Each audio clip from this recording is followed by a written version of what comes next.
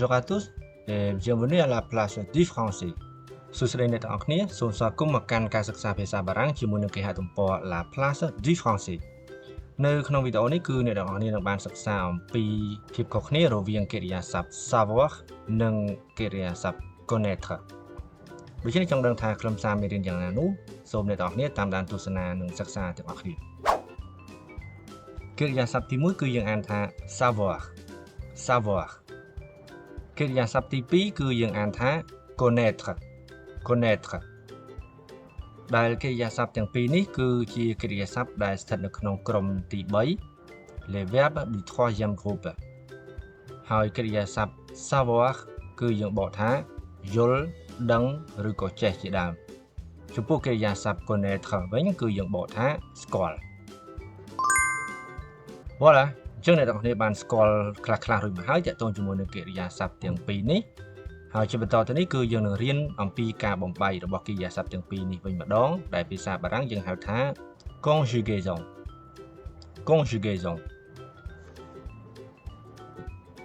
នៅក្នុងចំណុចនេះគឺយើងនឹងបំបែកកិរិយាសព្ទទាំងពីរនេះទៅជាទម្រង់បច្ចុប្បន្នកាល au présent យើងចាប់ផ្ដើមជាមួយនឹងកិរិយាសព្ទ savoir ទាំងអស់គ្នា je sais tu sais il sait elle sait on sait nous savons vous savez ils savent elles savent តោះយើងបន្តទៅកិរិយាសព្ទ connaître ជាបន្តទៀត je connais tu connais il connaît elle connaît on connaît nous connaissons vous connaissez ils connaissent elles connaissent យើងបានសិក្សារួចមកហើយអំពីការបំបែកកិរិយាសព្ទទាំងពីរនេះហើយជាបន្តទៅនេះគឺយើងនឹងសិក្សាអំពីការប្រើប្រាស់របស់វាវិញម្ដងដែលភាសាបារាំងហៅថា utilisation comment construire la phrase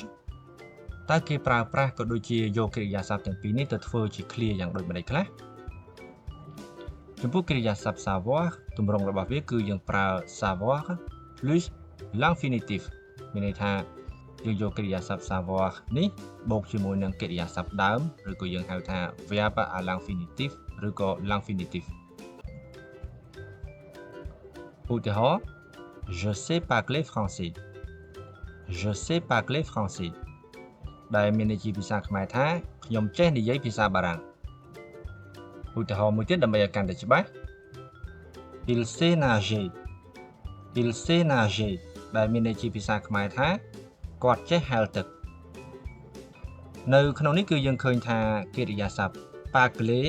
ក៏ដូចជាកិរិយាសព្ទ nager សុទ្ធសឹងតែជាកិរិយាសព្ទដើមដែលភាសាបារាំងហៅថា l'infinitif ឬក៏ verbe à l'infinitif ចំពោះកិរិយាសព្ទ savoir នេះផងដែរក៏យើងអាចប្រើប្រាស់ជាមួយនឹងនាមផងដែរ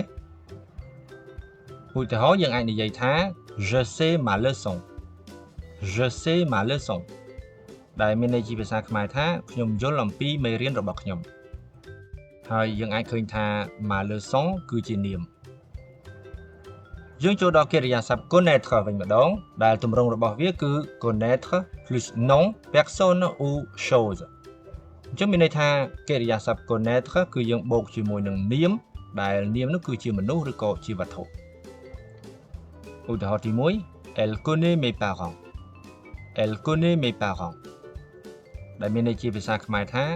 នាងស្គាល់ឪពុកម្ដាយរបស់ខ្ញុំឧទាហរណ៍មួយទៀតដើម្បីឲ្យកាន់តែច្បាស់ je connais Paris មានន័យជាភាសាខ្មែរថានាងស្គាល់ទីក្រុងប៉ារីដូច្នេះយើងឃើញថា mes parents ក៏ដូចជា Paris គឺជានាម Voilà c'est fini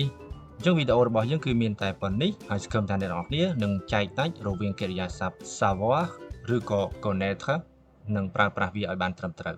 ជួបគ្នានៅក្នុងវីដេអូក្រោយទៀត Merci et à bientôt